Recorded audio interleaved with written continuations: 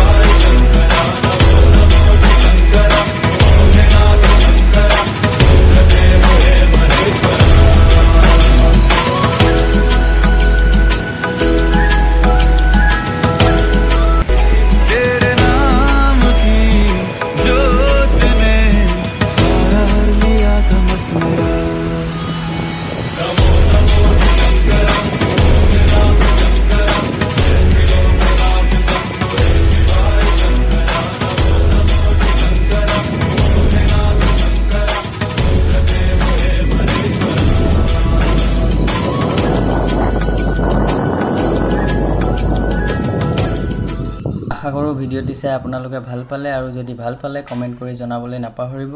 আৰু মোৰ চেনেলটি বৰ্তমানো যদি আপোনালোকে ছাবস্ক্ৰাইব কৰা নাই ছাবস্ক্ৰাইব কৰি দিব, আৰু লগতে থকা বেল আইকনটো প্ৰেছ কৰি দিব।